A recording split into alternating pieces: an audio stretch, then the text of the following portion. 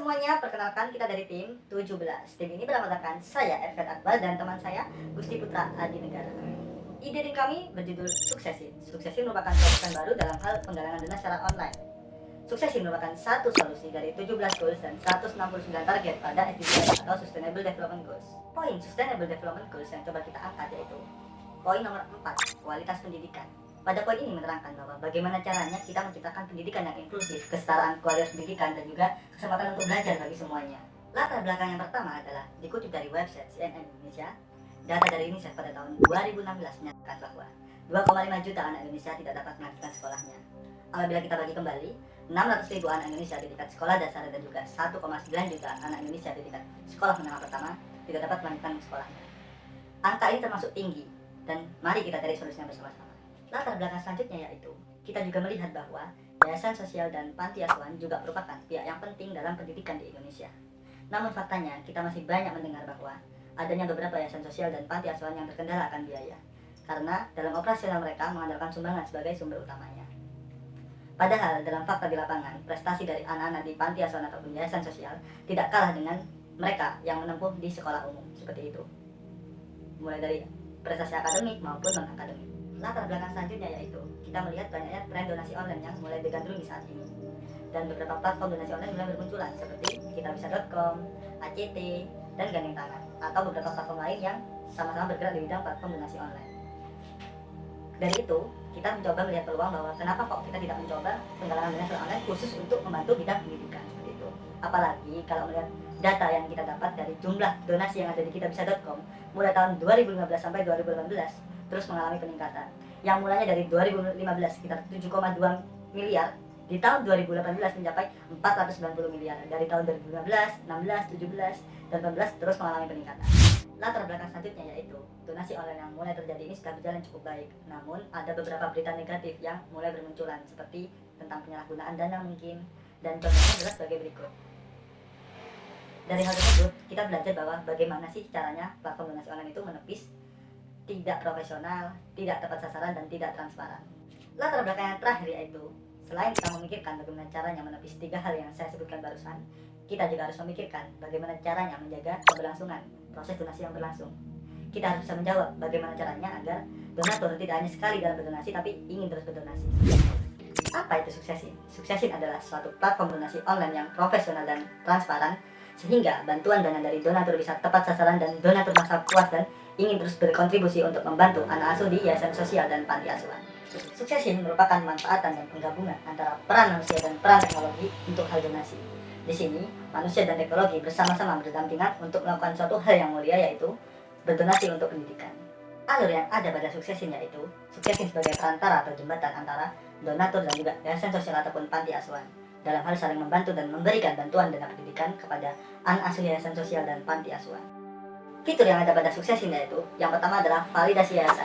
Di sini, yayasan harus menginputkan data yayasan beserta SK dan gambaran kondisi dari yayasan tersebut. Yayasan harus menginputkan data anak asuh beserta nilai dan prestasinya masing-masing. Apabila keseluruhan data belum dilengkapi, yayasan tidak dapat menerima donasi dari donatur. Fitur yang kedua yaitu, data nilai dan data prestasi yang dimiliki oleh masing-masing anak asuh tersimpan dalam bentuk scan foto. Hal ini bertujuan untuk meminimalisir kemungkinan adanya manipulasi data oleh yayasan sosial. Fitur yang ketiga yaitu, donatur dapat memilih sendiri anak asuh yang akan mereka bantu. Donatur akan mencari yayasan sosial terlebih dahulu, lalu mencari anak asuh mana yang tepat untuk menerima bantuan dari mereka. Fitur yang keempat yaitu, donatur dapat memanfaatkan data anak asuh yang berisi biodata anak asuh, data nilai mereka, prestasinya, dan beberapa info lainnya sebagai bahan pertimbangan untuk penentuan ketika mereka berdonasi. Fitur yang kelima yaitu, adanya laporan perkembangan anak asuh dan juga laporan penggunaan dana. Hal ini membuat proses yang ada di dalamnya bisa menjadi lebih efektif dan efisien. Peran manusia di sini tidak kalah pentingnya. Dalam prosesnya, manusia berperan dalam hal, yaitu yang pertama adalah melakukan pelatihan dan juga bimbingan untuk menggunakan sistem. Dan yang kedua adalah untuk mempromosikan sistem dan juga untuk menemukan channel seperti channel yayasan, donatur, dan mitra, seperti mitra penggiat-penggiat kegiatan sosial. Bagaimana proses dapat bekerja? Mari simak penjelasan berikut ini. Tahapan-tahapan yang akan dilakukan adalah sebagai berikut. Yang pertama adalah mencari data mitra yang potensial, dan yang kedua adalah mendekati dan menawarkan proposal, dan yang ketiga adalah menandatangani perjanjian. Pertama adalah tahap pra-crowdfunding. Apa itu tahap pra-crowdfunding? Tahap crowdfunding itu adalah aktivitas untuk mencari yayasan dan donatur, serta melengkapi data-data yang diperlukan seperti data yayasan, donatur, anak asuh, serta nilai dan prestasi. Saat crowdfunding berlangsung, maka itu artinya bahwa untuk memberikan informasi yang terperinci terkait dengan penggalangan dana untuk melakukan donasi. Saatnya yang ketiga adalah pasca crowdfunding. Apa itu pasca crowdfunding?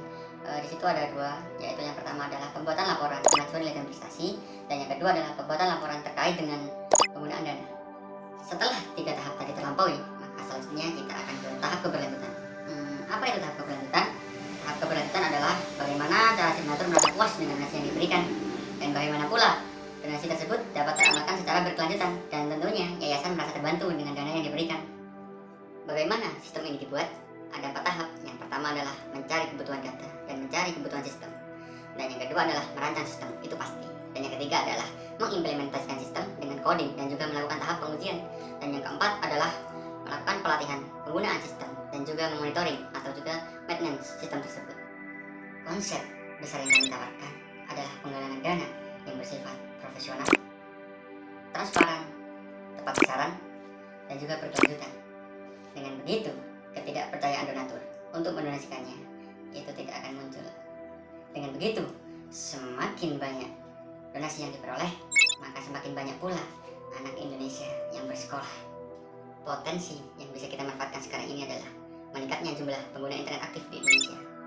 Mengutip di laman berita1.com, total populasi penduduk Indonesia adalah sebanyak 268 juta jiwa, dan 65,3%-nya merupakan pengguna aktif internet. Potensi selanjutnya adalah filantropi sosial yang sangat tinggi. Apa itu filantropi? Filantropi sendiri dapat diartikan sebagai tindakan seseorang mencintai sesama manusia serta nilai kemanusiaan sehingga dapat menyumbangkan uang, tenaga, dan waktunya untuk menolong orang lain. Berikut adalah bisnis model kanvas kami.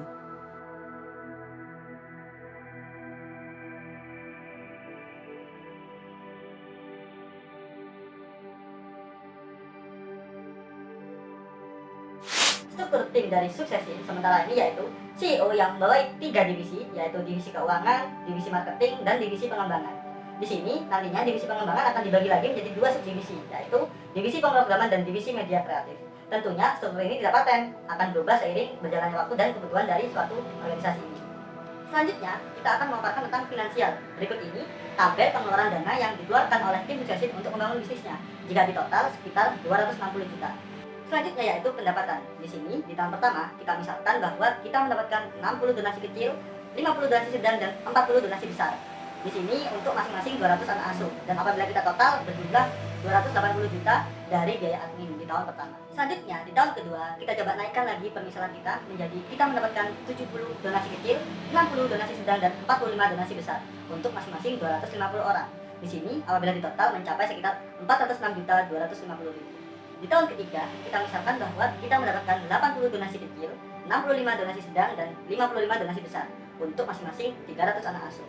Di sini apabila ditotal sekitar 562.500.000 rupiah. Yang selanjutnya yaitu tentang dana investor atau investasi. Di sini kebutuhan awalnya yaitu 300 juta. Kita misalkan kita mendapatkan 3 investor, dengan investor pertama menyumbang sekitar 120 juta, investor kedua 100 juta, dan investor ketiga adalah 80 juta. Selanjutnya, pembagian hasil dividen sebesar 60 juta.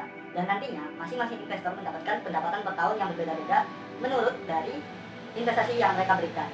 Di sini investor pertama mendapatkan 24 juta, dan investor kedua mendapatkan 20 juta, dan investor ketiga yaitu mendapatkan 16 juta rupiah.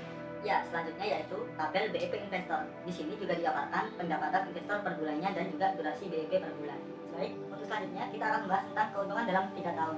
Di tabel berikut sudah mencatatkan keuntungan per tahunnya dari tahun pertama, kedua, dan ketiga. Cara menghitung keuntungan per tahunnya yaitu pendapatan di tahun tersebut dikurangi dengan biaya tahunnya. Nanti dari tabel tersebut didapat jumlah keuntungan selama 3 tahun sekitar 467 juta sekian. Dari penjelasan barusan, kita estimasikan peningkatan jumlah anak asuh per tahunnya mencapai 50 orang per tahun.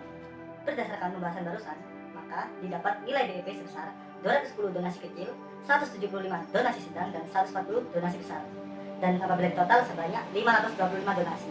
BEP atau break even point merupakan suatu kondisi di mana suatu perusahaan tidak untung dan tidak rugi. Di sini nilai BEP Suksesin adalah 525 donasi dengan jumlah anak asuh yang disebutkan. Maka dari itu patokannya agar Suksesin meraih keuntungan, maka mereka harus melampaui nilai BEP-nya itu. Sekian presentasi dari kelompok kami. Kurang lebihnya mohon maaf. Wassalamualaikum warahmatullahi wabarakatuh.